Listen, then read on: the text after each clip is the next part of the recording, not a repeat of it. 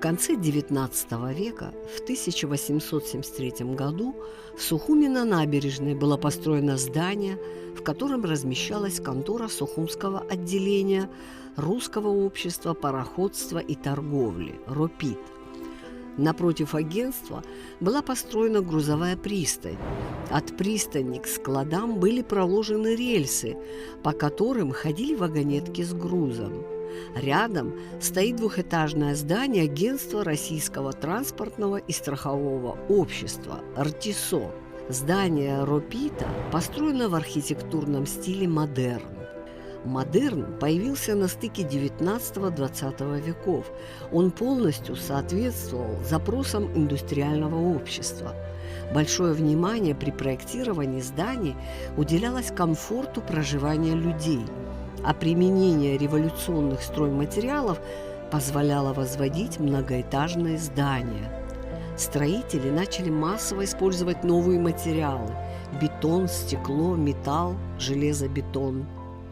Модерн – это новаторский архитектурный стиль начала XX века, зародившийся в Европе и быстро распространившийся по всему миру.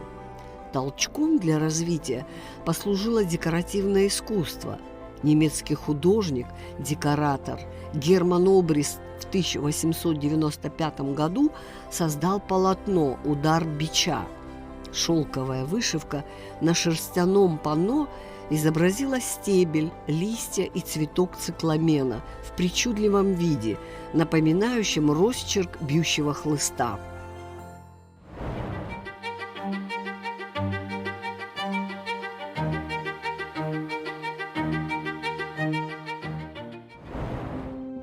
Лана, мы стоим с тобой на набережной у одного из самых старых зданий города, построенным аж в 1873 году.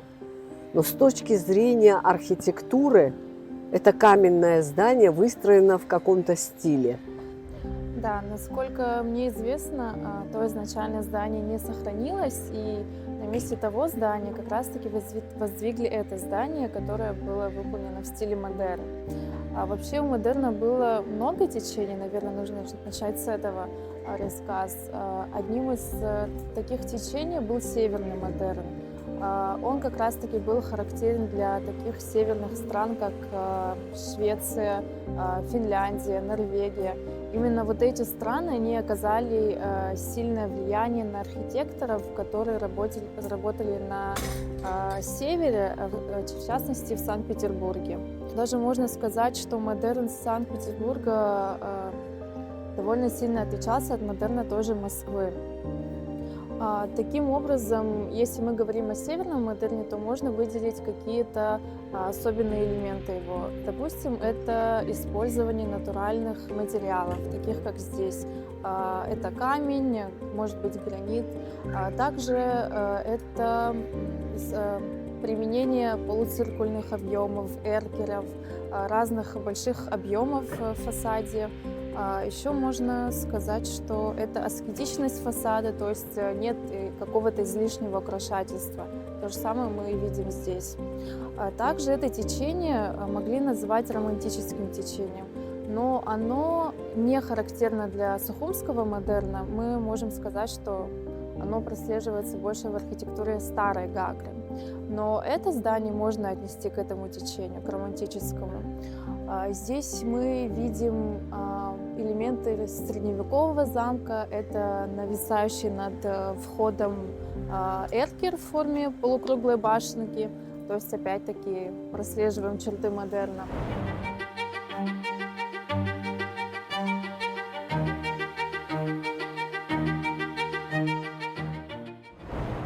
Эркер – это полукруглый или многогранный выступ с окнами, расположенный на фасадной стене здания.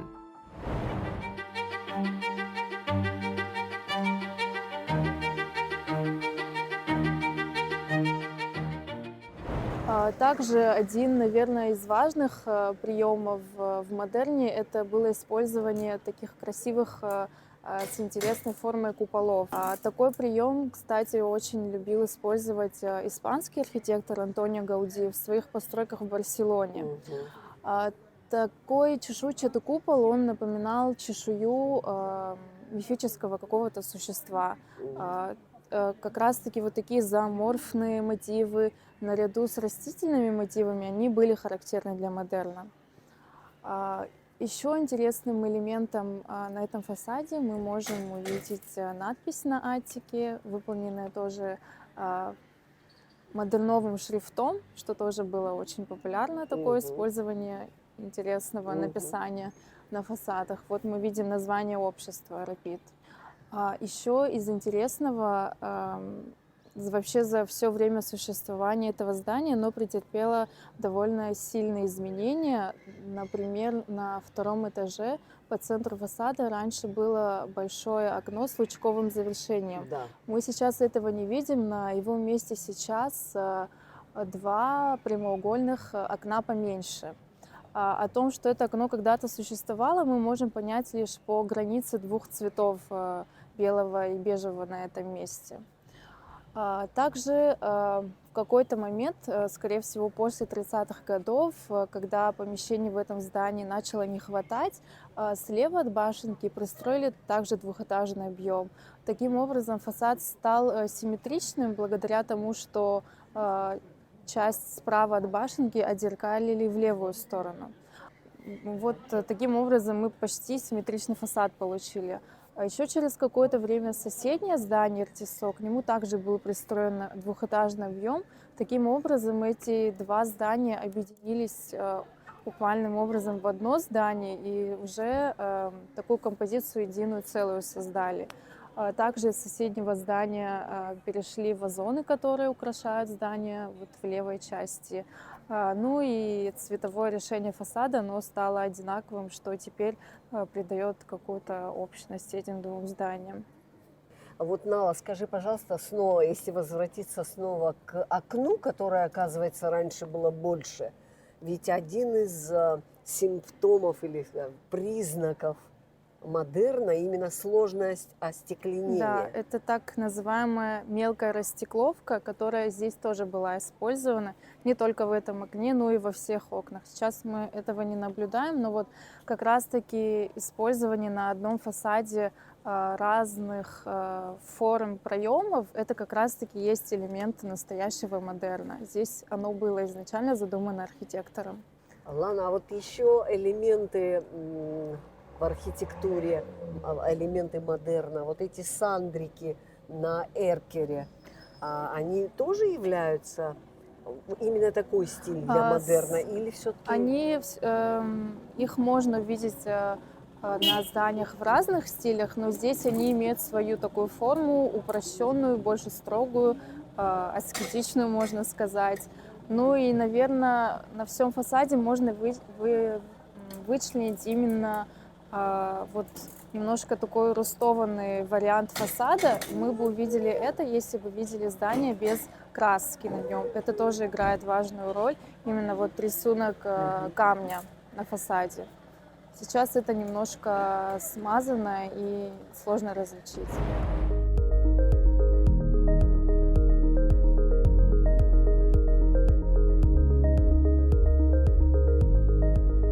Модерн у французов, а Ар-Нуво, Югенсталь у прибалтов, Сецессион у немцев.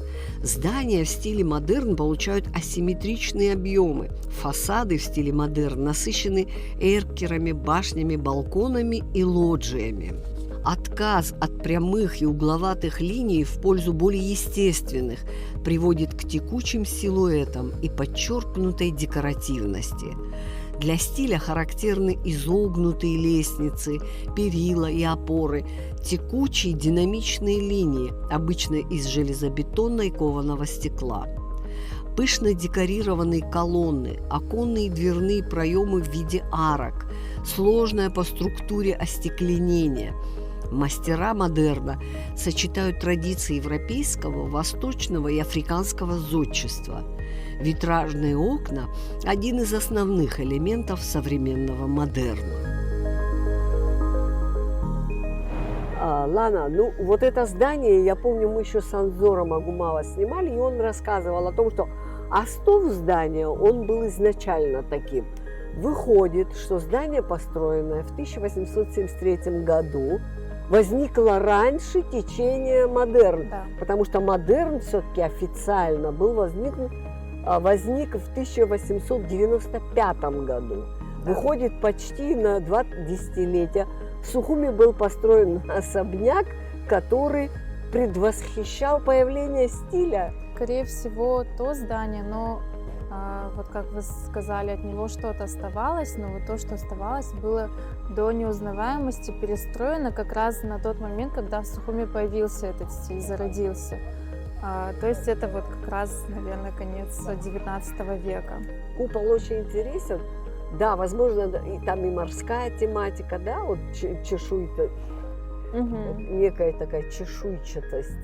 Вот. Но вот этот перевернутый колокол, он прямо взят явно из природы, да, колокольчик. Да, вот использование как раз природных форм, здесь даже какая-то параболическая форма использована, как раз-таки опять любимый прием архитекторов того времени.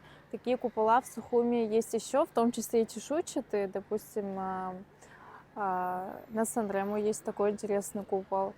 Есть интересный купол в здании современного Айбеги. Это дом Чачпа. Изначально особняк Самуриди.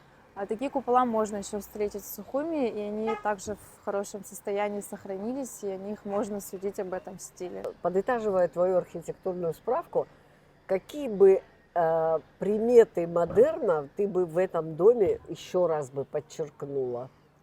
Наверное, это вот эта линия волны, которую мы видим на завершении здания. Тот же самый лучковый атик, тот же самый объем над этими двумя окнами. И вот эта линия, которая создается, она вот как раз-таки и говорит нам о модерне. Итак, вот эта вытянутость, динамичность, асимметрия композиции, эркеры, и все это говорит за то, что перед нами шедевр модерна. Да, Можно шедевр сказать, сухумского модерна. Да, шедевр сухумского модерна. Ровно через 21 год, в 1904 году, на Колюбакинской улице, ныне Леона, по проекту инженера Синицына, было построено трехэтажное здание гостиницы «Курорт», принадлежавшее доктору медицины Преображенскому. В 1912 году гостиница «Курорт» была переименована в «Ривьеру». Гостиница имела 30 комфортабельных номеров стоимостью от 1 рубля 25 копеек до 6 рублей. В 1921 году в бывшей гостинице разместился Ревком СССР Абхазии, а с 1924 здесь вновь открылась гостиница курортного управления «Ривьера». До недавнего времени здесь располагались редакции областных газет. Во время грузино-абхазской войны зданию был нанесен значительный ущерб, ныне здание восстановлено. Лана, итак, сухумский модерн. По-моему, перед нами самый яркий представитель этого направления. У нас в этом стиле строились виллы, гостиницы, банки, дачи. И все-таки есть отличие сухумского модерна от модерна Российской империи и других городов. У нас все-таки он такой более спокойный, более рациональный модерн. Больше симметрии присутствует на фасаде. Конечно, тоже использование растительных орнаментов есть оно и довольно хорошо проявлено, даже вот как в этом здании. Также, наверное, таким любимым элементом была интересная богатая ковка на растительные орнаменты с цветочными мотивами, тоже здесь присутствует.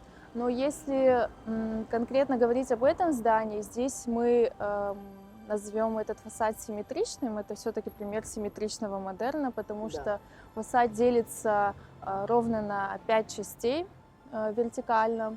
В каждой части присутствуют окна с такими цветочными мотивами над ними и под ними в филенках. Это вот яркий пример модерна. Также мы можем видеть атики, на них изображения разных лент, переплетающихся друг с другом. А вот на центральном атике мы видим, что было очень красивое изображение женского маскарона с переплетающимися лентами в волосах. Тоже частый прием в модерне.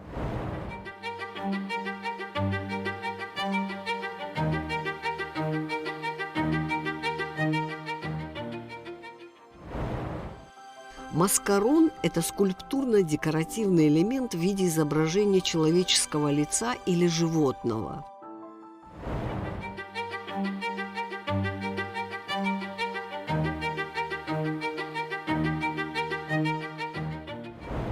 На первом этаже у нас были подковообразные проемы дверей и окон, что тоже является приемом в модерне разного типа. Проемы круглые, овальные, это все признаки модерна опять-таки. И они объединялись друг с другом архивольтом, который проходит над проемами. Также интересным моментом было то, что здание было построено из кирпича, не штукатуренного, и это придавало дополнительный объем и игру фасада игру рисунка на фасаде. Лана, возвращаясь вот к атику и этому маскарону, он привлекает очень сильно внимание.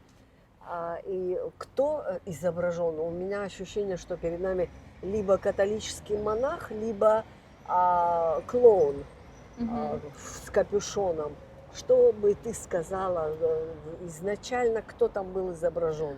Я бы сказала так, что судя по архивным фотографиям, которые до нас дошли, там изображен женский маскарон с объемной прической, с пышными волосами кудрявыми. Это была девушка, маскарон девушки, и ее волосы переплетались как раз-таки с лентами этими красивыми. Лана, но ведь маскароны – это элемент классицизма. Да, но этот элемент пришел из классицизма, но в эпоху модерна его начали активно применять на фасадах, потому что это добавляло какой-то загадочности, какого-то символизма, а символизм был присущ модерну, как мы знаем. Да. Так выходит, здесь все-таки тоже есть смешение стилей? Да, вот наверное, модерн больше все-таки смешивается с эклектикой, потому что здесь у нас все-таки фасад симметричный. Но, как мы знаем, настоящий модерн – это буря такая объемов, смешение объемов и разных форм. Здесь мы больше строгий фасад видим. И классические детали здесь тоже присутствуют. Это вот канилюры на лопатках по центру. Вот они такой строгости добавляют фасаду. Скажи, Лана, а вот эта надстройка, она же была совсем недавно осуществлена. Насколько она вписалась в старый фасад здания? Мы опять-таки знаем по старым фотографиям, что здесь был 4-й этаж, но он был отодвинут от красной линии, и это был такой прямоугольный кубический объем. Сейчас эта надстройка выполнена почти на одной линии с основным фасадом, и оно немножко диссонирует с тем, что мы должны иметь. Но из-за того, что на это здание нет такой точки обзора издалека, возможно, не все обращают внимание на эту надстройку на 4-м этаже. Если смотреть вблизи, то его не видно. Возможно, именно из этого немножко выигрывает эта надстройка. То есть это спасло здание все-таки от некой несуразности, да? Мы, сухумцы, когда ходим и видим, нам кажется, что это очень все органично вписалось. Но, видимо, глаз архитектора все-таки ловит какие-то немножечко нестыковки. Да, потому что мы можем сравнить старые фотографии и элементы декора, и качество их выполнения с тем, что сейчас есть, но обычному зрителю, обычному горожанину такие, возможно, подробности не нужны, потому что он и без этого может наслаждаться, восхищаться элементами своего города. Спасибо большое, Ланочка. Итак, признаки модерна – это асимметрия композиционно-объемных решений, оформление фасада перилами, карнизами, наличниками причудливых форм, оконные проемы нестандартной конфигурации, овальные, круглые, трапециевидные, витрины с витражами, башенки, шпили и флюгера на крыше. И все же ни для кого не секрет, что сухумский модерн – это главенствующий архитектурный стиль нашего города.